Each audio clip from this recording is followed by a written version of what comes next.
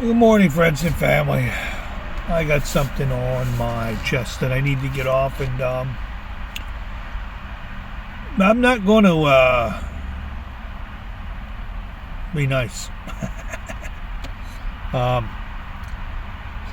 have a question for all the church leaders out there, pastors, especially pastors in charge of churches. When you lock your church door Sunday afternoon and head home, who the hell are you? I know it's pretty harsh, but it's the truth. It's the truth. You want to be a part of people's lives when they're in your house or in their church, but when outside of that, they don't exist to you. They're non-existent. They're not important to you. I know a lot of pastors, and I know a lot of pastors know me, so I know this might strike a chord with some, but that's okay. You know, the word tells us to rebuke. Whatever you do for one of these, you've done for me, is what Jesus said. You know, social media is an awesome platform in the sense that it now allows us access into people's lives in a greater way, more than a church could.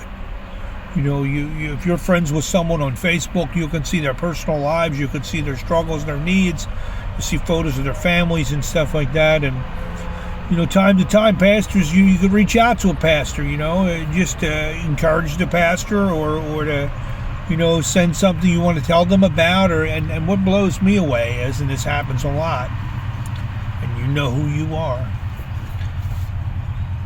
Nothing. But if I'm on, if I'm in church on Sunday, you know, if I could track you down, you might talk to me. You might talk to me. Might. Most pastors, they want an appointment. Most pastors want, you know, to pencil you in.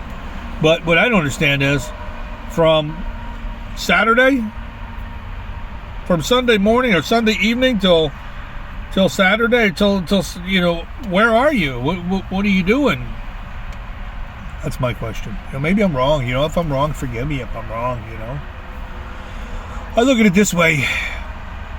First of all, Jesus, the apostles, look at it like that. You know, Jesus was with them all the time. You know, Jesus is a part of their lives. He encouraged them all the time. He helped them all the time. And he helped them get through things. And they're a team, you know. And is this what's wrong with the church? You know, you come to church and you know, on Sunday morning, and you do your little 3 or 4 hours, 5 hours, whatever that is, and you know, the congregation leaves, you lock the doors, and that's it. You know, I'm done. I'm done my Jesus thing, my Christianity, my career, you know, and I am going to head home now and not bother with anybody. And you know, and then we sit back and we wonder why. Oh my God, things are so terrible in this world. But you know what? If we're going to change this world, we have to start with ourselves. And if someone reaches out to you, it's common courtesy, especially if you're their pastor. You know, I don't know where that went wrong. I feel like, you know, you should be able to talk to everybody, anywhere, every time, any chance you can get, because that's what Jesus would do. Jesus wants to be in people's lives, wants to be a part of people's lives. He wants to be there to support them, encourage them, and lift them up. And you know, and the world is the way it is because of pastors. And I'm going to be honest, it's because of pastors who are pulpit preachers, who won't leave the pulpit, who, you know, remain in the building, you know, and you know, once that door closes, you know, I'm off duty, man. I'll punch back in next Sunday, you know. But people have lives. People hurt. All different times of the day, all hours of the day. Now, I know I'm not going to knock all pastors. I do know a couple pastors who will go to bat for you in a minute, who'll be there in a minute. You're down and out. You know, I got pastors, I got cell phones. You know, if I were to reach out to a couple of different pastors or an email, I would get an immediate response. You know, and I mean, kudos to them. You know, they're amazing pastors, and they are certainly, you know, God's chosen, God's called, because they know that they need to look out for the flock. Whether you're a member of their flock or not, some of these pastors that I know, they'll be there for you in a second. They won't even hesitate whether you're a member. Whether or not you took membership classes. I love that. Take membership classes to be an official part of the church. And then when Sunday service is over and you go home and I go home, I'll see you next Sunday. Oh, what? You had a death in the family on Tuesday? Yeah, call my secretary, make an appointment. We'll see if we get somebody out there. You know who you are. You know who you are. And you know what? It's your choice. You do what you want to do, but social media, Facebook, Instagram, Twitter, all of these avenues are doorway into your flock's life. And I think you need to do more. I'm going to say it. You do need to do more than just a couple of hours on Sunday. Okay? You really do. I don't know if you've watched the news lately or looked at this broken world, but Sunday ain't working. And not just that, but hey, they're not coming in. Most people today in this world, and I'll say it for everybody, have lost trust in the church. They've lost trust in the church. They've lost trust in the church because of what's happened with the Catholic Church. It's lost all its power. It's lost all its, and it's great. Okay, yeah, make some flyers and invite the neighborhood. That's awesome. It's not working, man. The church is responsible for the world, for the mess that this country is in right now. I'm going to say it. This country, back in the 40s and the 50s, the church had it together, man. The church was the authority, and the church, you see society then, see society now. I mean, it's awful. Evil is just running rampant everywhere, and I don't know. I just had to get all this stuff off my chest, and for you pastors out there who think that, you don't have to respond to someone, or I'm not sure what it is you're thinking, that's rude. Bottom line, that's rude. Whether they're a member or not a member, you are a representative of Jesus Christ. You are Jesus Christ's hands, eyes, and feet.